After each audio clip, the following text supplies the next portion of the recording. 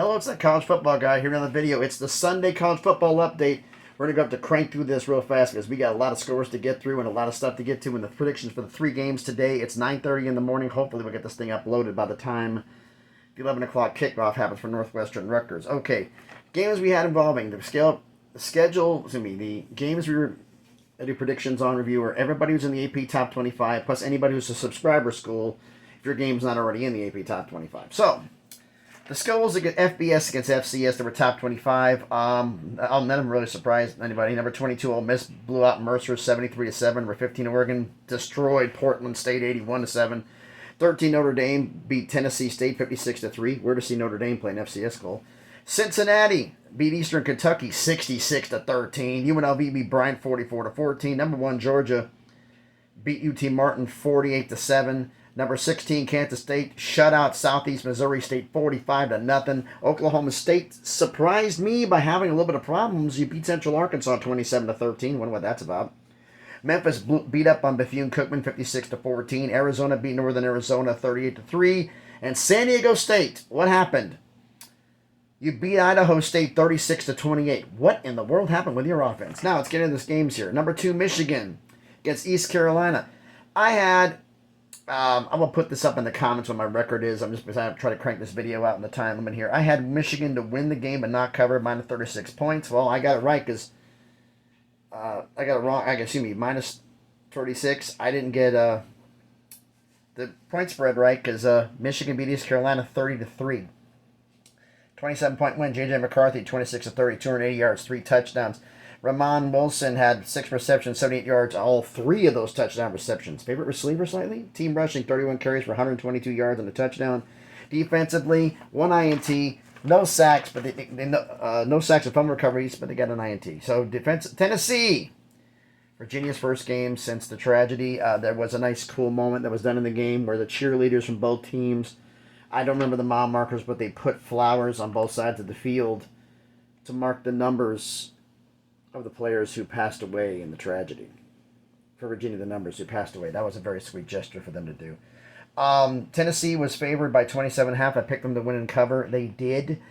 They beat Virginia 49-13. Joe Milton III did overthrow a few receivers, but he went 21-30, 201 yards with 2 touchdowns, plus 2 rushing touchdowns. Nico, the super freshman, he played a little bit mop-up duty. Team rushing, 52 carries for 257 yards and 5 TDs. I mentioned Joe Milton had 3 TDs. Jalen Wright, 12 carries for 115 yards. Dylan Sampson, man in the game, 13 carries, 52 yards, 3 touchdowns, plus a 19-yard touchdown reception. Or 9-yard touchdown reception, excuse me. Team defensively, 4 sacks, no picks or fumble recoveries. And Tyler Barron had 2 of those sacks. Now, next page. The game that nobody got right except for those who were diehard Deion Sanders fans. Colorado upsets number 17 TCU 45-42. Watch the highlights of the game. Shedeur Sanders put on a clinic. I picked TCU to win and cover. Well, I got wrong on both. Shedeur Sanders 35-47. School record 510 yards. 4 touchdowns, no INTs. The halfback Dylan Edwards had 5 receptions, 135 yards, 3 receiving touchdowns, plus a rushing TD. Travis Hunter, he had a game. He had 11 receptions for 119 yards and had a pick later on. Xavier Weaver, 6 receptions, 118 yards. Jimmy Horn, the third, 11 receptions, 117 yards and a TD. When was the last time that Colorado had 4 receivers with 100-plus receiving yards? 34 carries, 55 yards, and 1 touchdown on team rushing. Defensively, they had 2 picks, one of them by Travis Hunter. No sacks or fumble recovery. Dylan Edwards was the key player in the game because he got a 46-yard touchdown pass late in the game to give them the lead for good, which gave Colorado the win. Impressive win for Colorado and Coach Prime in game 1. Now, Arkansas State and Oklahoma. I picked Oklahoma to win and cover that massive 37.5 point spread. Jeez, did they ever. They almost doubled them up. Oklahoma obliterates Arkansas State 73-0. We're getting back to the Barry Switzer Oklahoma teams. Dylan Gabriel, 19-22 for 308 yards and 2 touchdowns. Jackson Arnold came in relief. He was 11 for 114 and a touchdown. Rushing-wise, team rushing, 49 carries, 220 yards, 6 TDs, 6 running touchdowns. And Walker here had 8 carries for 44 yards and 2 of those touchdowns. Defensively, 1 sack, no picks, 1 fumble recovery. but Gavin Freeman had an 82-yard punt return touchdown. He also had a receiving touchdown in that game. So, big win for Oklahoma. Iowa and Utah State. I picked Iowa to win the game, but not cover that 23.5 because I don't care if they have Cade McNamara. It's still the same guy calling the offensive plays. What happened? Well, they didn't cover, but Iowa won 24-14. Cade McNamara, 17-30, 191 yards and 2 touchdowns, no INTs. Team rushing, 36 carries, 88 yards and 1 touchdown. Defensively, 1 sack, no picks, no fumble recoveries. You actually lost two fumbles in this game. You might have lost this damn thing. This would have been held in Utah, up in Utah. Another subscriber game. I got this one wrong. I thought Purdue was going to show up against Fresno State. Fresno State in other pants, and in a game, watch the highlights of this game. Fresno State beat Purdue 39-35. You'll see I got wrong on both the win and the point spread. Mikey Keene. Get used to saying his name if you're a Mountain West fan. 31-44, 366 yards, 4 touchdowns and 1 INT. Yeah, this was in Purdue. Eric Brooks, 9 receptions for 170 yards and 2 touchdown receptions. Team rushing, 37 carries, 116 yards and a touchdown. Defensively, no sacks, picks, or fumble recoveries. This was a shootout. Keene hit Brooks with a 22-yard TD pass to give Fresno State the lead late. Purdue tried to come back, but Houston Card, former Texas quarterback, I believe, he couldn't do it and just came up with an incompletion late, and that was the end of the game. So congratulations to Fresno State on a big win. Number 3, Ohio State, Indiana. I picked Ohio State to win and to cover that massive 30-point spread. Well, I got the win right, but they didn't cover the spread.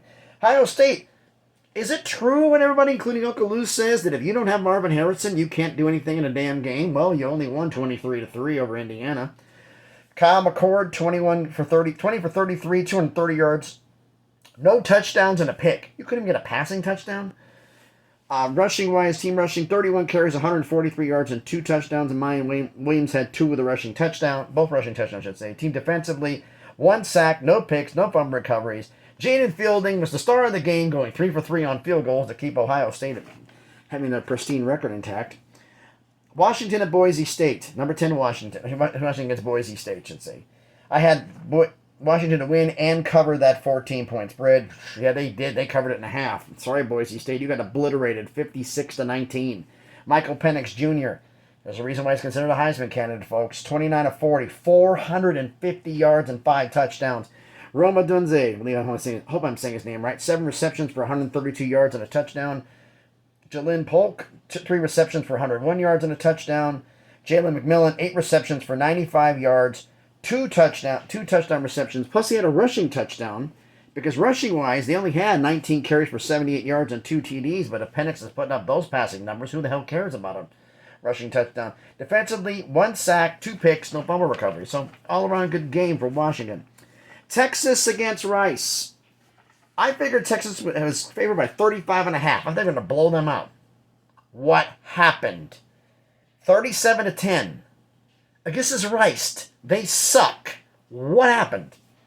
So I got the win right, but I didn't get the point spread right. Quinn Ewers, 19-30, 260 yards, 3 touchdowns.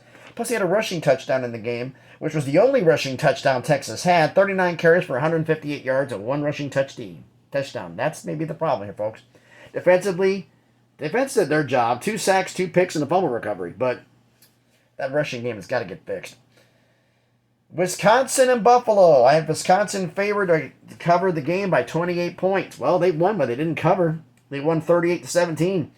Tanner Mordecai, the transfer. 24-31, 189 yards, 1 touchdown, but 2 picks. Team rushing, 40 carries, 314 yards, and 4 touchdowns. Chez Malusi, 13 carries, 157 yards, and 2 TDs. And Braylon Allen, 17 carries, 141 yards, and 2 TDs. So 2 guys with the rushing attack. So if you add it up, folks, the rest of the team just didn't do much.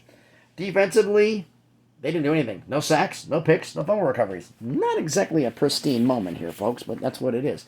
All right. North Texas. I got a bone to pick with you, my subscriber school. I picked you to win because I figured Cal was going to have problems, distraction from the conference. You're going to show up, play a great defensive game, and you're going to win this game. Yeah, you got obliterated 58-21. Needless to say, I got wrong on both of those predictions. Ben Finley, 24-34, 279 yards with 1 touchdown and an INT. Team rushing, 56 carries, 351 yards, 6 touchdowns. They ran right over you. Jade Knott, 20 carries, 188 yards, and 2 touchdowns. But Isaiah Fonte, 10 carries, 54 yards, 3 touchdowns. Crazy. Team defense, 2 sacks, 3 picks, and a fumble recovery. And Miles Jernigan had a sack and a pick. So, hell of a game. USC and Nevada. Oh boy, number 6 USC hosting Nevada. I figured USC was going to win and cover that 38-point spread. Yeah, they did. They won 66-14. Caleb Williams, defending Heisman Trophy winner, 18-24, 319 yards, 5 touchdowns and no INTs. Taj Washington, 3 receptions for 75 yards and 2 of those touchdown receptions. Team rushing, 20 carries for 215 yards and 2 touchdowns. Defensively, they didn't get a pick, but they had 5 sacks and a fumble recovery. So all-around great game for USC. Texas A&M and New Mexico. I figured Texas A&M might have a problem, so I thought they were favored by 38. I figured New Mexico could probably slow them down a little bit to the point where they'll only win by 35. So I picked Texas A&M to win and not cover. Wrong. Texas A&M wins 52-10. Sheesh. Connor Wagman, 18-23, 236 yards, 5 touchdowns, no INTs. Evan Stewart had 8 receptions for 115 yards and 2 touchdowns. And his partner in crime, Noah Thomas, 6 receptions, 74 yards, 3 touchdowns. So 2 guys caught every TD pass. Team rushing, 29 carries for 134 yards and a TD. Defensively, 2 sacks, a pick, but no fumble recoveries. So a good game for Texas A&M.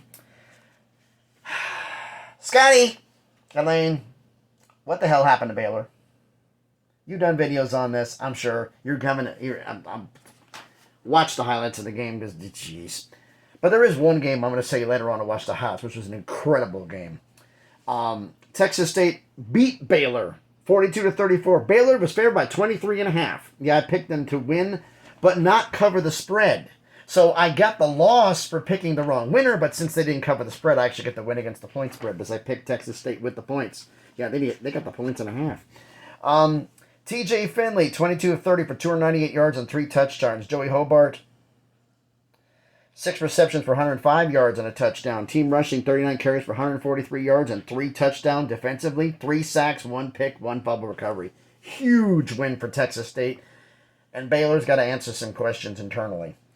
Houston and UTSA, probably the most evenly matched game on this entire schedule other than the one that's happening today. I picked UTSA with their 2-point favorite to win the game. No, they didn't win, but Houston won 17-14. This was a game, folks. Not exactly slugging, but if you like defense, you like this one. Donovan Smith, 22-34, 232 yards, 2 touchdowns. Samuel Brown had 6 receptions for 106 yards. Team rushing, 38 carries, 101 yards, but no rushing touchdowns. Defensively, 1 sack, 3 picks, no fumble recovery. It's 17-14, but it was 17-7 at the end of the third.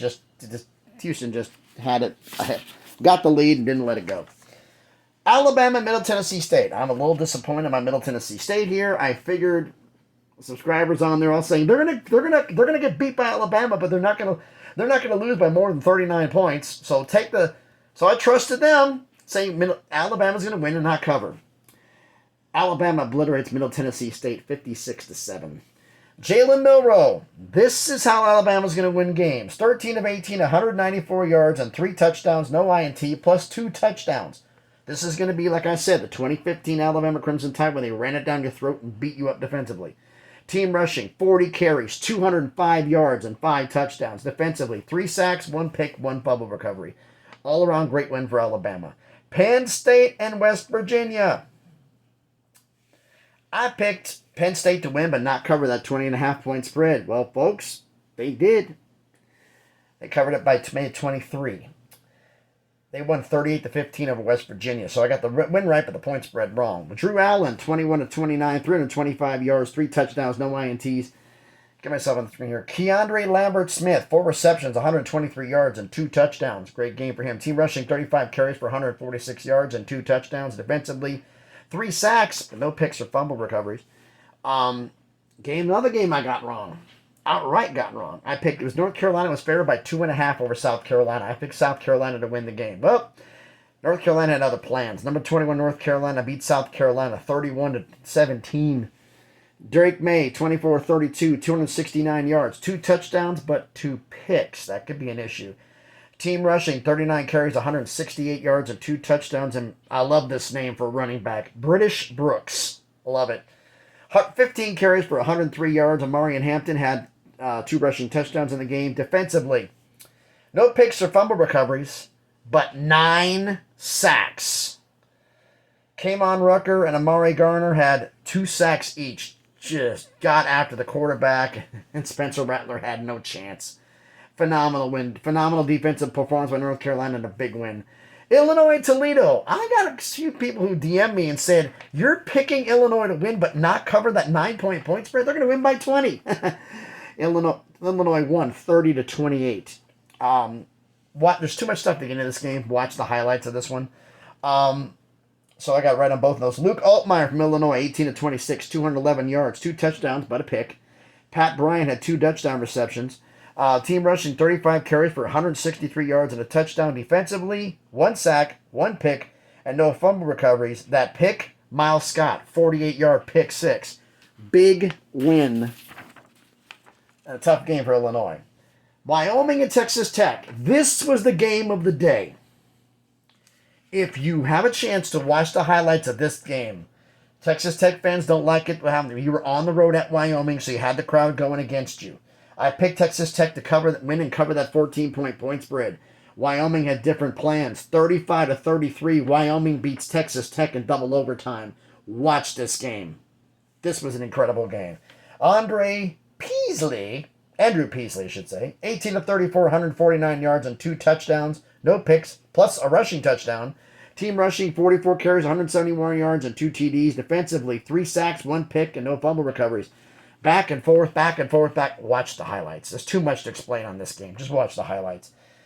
Tulane and South Alabama. Number 24, Tulane and South Alabama. I picked Tulane to win and cover that 6.5-point spread. Well, they did it. They won 37-17. Michael Pratt back again, 14-15, 294 yards, 4 touchdowns, no picks. Taquan Jackson, 3 receptions for 105 yards and 2 touchdowns.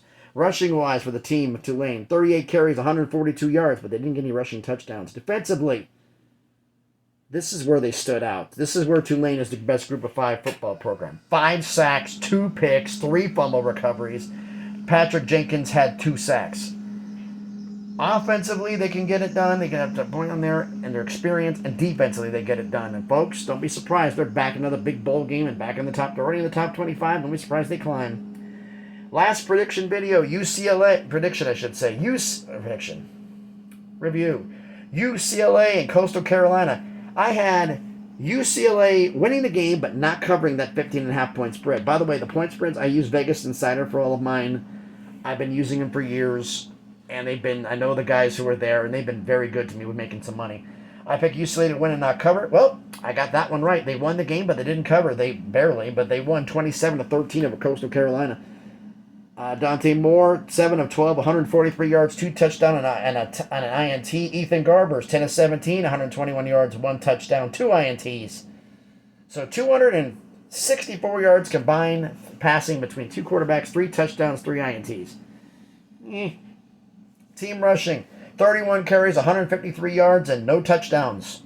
I think they're missing DTR just a little bit. Team defense, this is where they made the difference. 4 sacks, 2 picks, and a fumble recovery, and Leatu Latu. 3 sacks for UCLA. Man among boys.